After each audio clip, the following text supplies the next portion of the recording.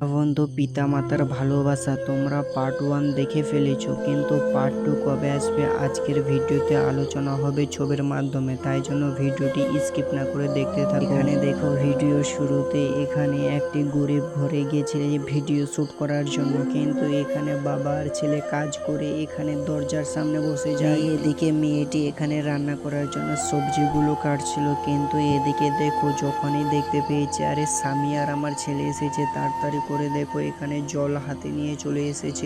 তাড়াতাড়ি করে এখানে গিলাসের মধ্যে জল ঢালতে শুরু করে আর বলছে, এই নাও, তোমাদেরকে অনেক পিপাসা লেগেছে আমি দেখে বুঝতে পারছি, এই যে এক গিলাস জল তুমি খাও। আগে তো নিজের স্বামীকে জলটা খেতে দিল, তারপরে এদিকে দেখো নিজের সন্তানকেও এদিকে জল খেতে দেয়। আর দেখো তার ছেলেটি বলছে, মা আমাকে আর এই কাজ করতে ভালো লাগে না, এত রোদের মধ্যে কাজ করতে ভালো লাগে না মা, আমি স্কুলে যেতে চাই, পড়াশোনা করতে চাই, আর আমি চাকরি করতে চাই, প্লিজ মা তুমি আমাকে আর কাজে পাঠাও না মাঠের মধ্যে। ছেলেটি এইগুলো কথা বলছিল আর তার মা শুনছিল। আর এদিকে দেখো তার বাবাও কিভাবে তাকিয়েছিল, বলছে হ্যাঁ ঠিক বলেছে আমার ছেলে আজ থেকে স্কুলে পাঠাতে হবে আর মাঠে নিয়ে গেলে হবে না। তো তার মাও এদিকে প্রচুর টেনশনে পড়ে গেছে, বলছে পয়সা কোথায় পাবো। তখনই তার মা বলছে যত পয়সা লাগবে আমি আমার সন্তানকে স্কুলে পাঠাবো কাল থেকে। আর তার সন্তানকে বুকের মধ্যে জড়িয়ে ধরে বাবা এদিকে দেখো কিভাবে তার মা এদিকে সবার ধনীশালী বাড়িগুলোতে কাজ করতে যায়। আর তখনই মালিককে দেখতে পায়, বলছে মালিক তুমি আমার একটা কথা শোনো, আগে তুমি তো আমাকে আগে মাসের টাকাটা এই মাসে দেবে, তো তার সঙ্গে 500 টাকা বেশি দেবে, কারণ আমার সন্তান আছে না, আমার সন্তানের পরীক্ষার এক্সামে টাকা দিতে হবে, তাই জন্য 500 টাকা বেশি দেবে প্লিজ। এদিকে দেখো ধনীশালী মানুষটা বলছে, আরে গরিব ছেলেরা আবার বাচ্চা পড়ছে নাকি স্কুলে, আরে গরিবরা কখনো পড়াশোনা করতে পারে না, কাজকর্ম ধ্যান দিয়ে এখানে। এদিকে দেখো এই গরিব ঘরের সামনে এই বাবা আর ছেলে মিলে খাবার খাচ্ছিল, তখনই তার মাকে দেখতে পায় এখানে ছোট বাচ্চাটি, আর বলছে মা তুমি কি আমার স্কুল ফি টাকা নিয়ে এসেছো।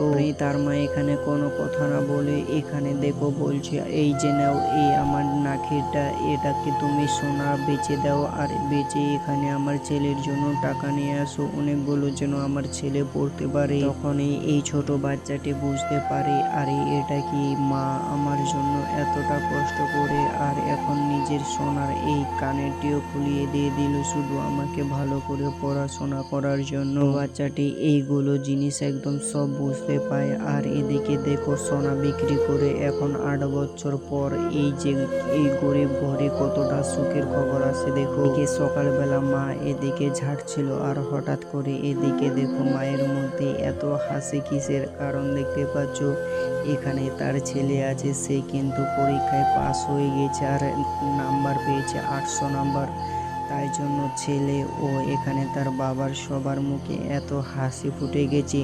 তখনই বলছে এখন তো পড়াশোনা করতে গেলে আরও অনেক টাকা লাগবে।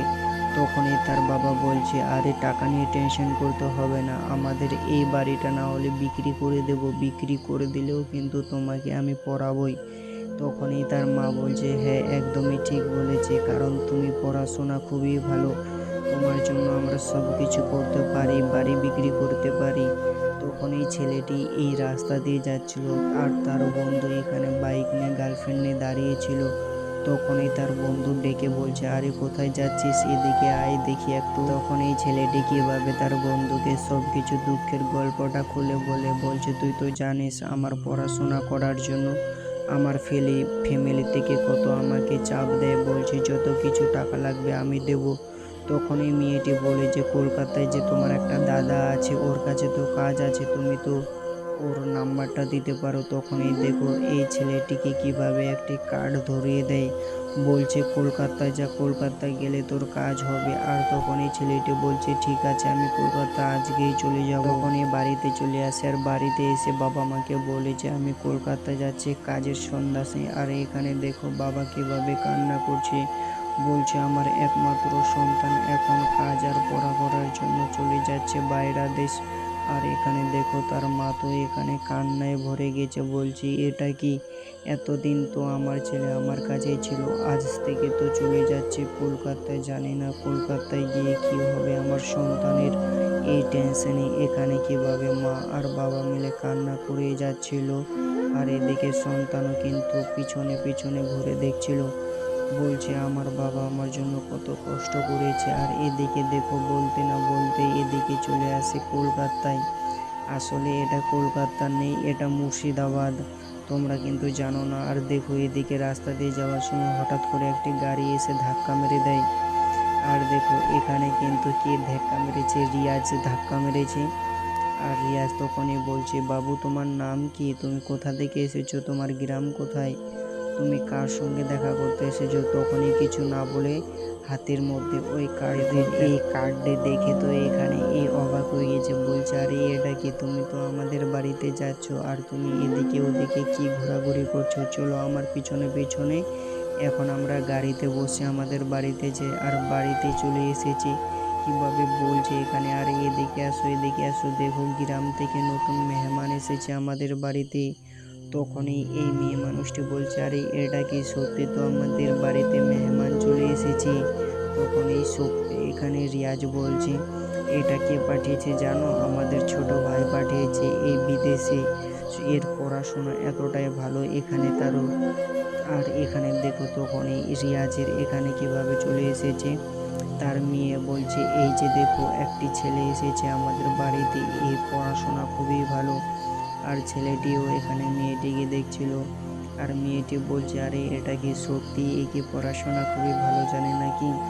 তখনই এখানে চা দিতে নিয়ে আসে। আর দেখো এখানে চা খেতে খেতে এদিকে কয়েকদিন পরে এই মেয়েটিকে কিভাবে পড়ানোর কাজে লাগিয়ে দেয়, বলছে তুমি আমার মেয়েকে পড়াবে আর তুমি নিজেও পড়বে। আর এইভাবে করতে থাকে, পড়াতে থাকি, কয়েকদিন এইরকম যায়।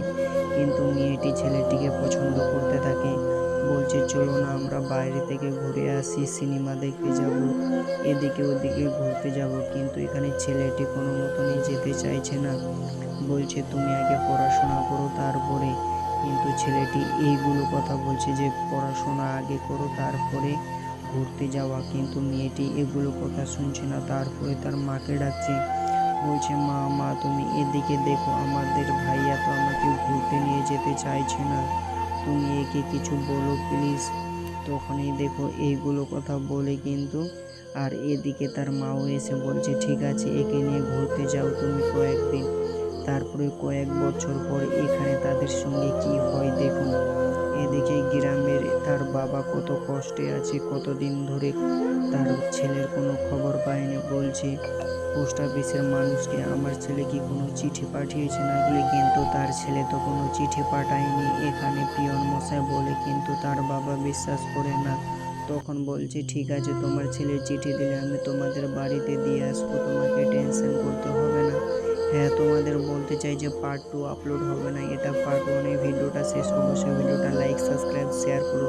তোমাকে ভিডিওটা কেমন লেগেছে কমেন্টে বলে যাও।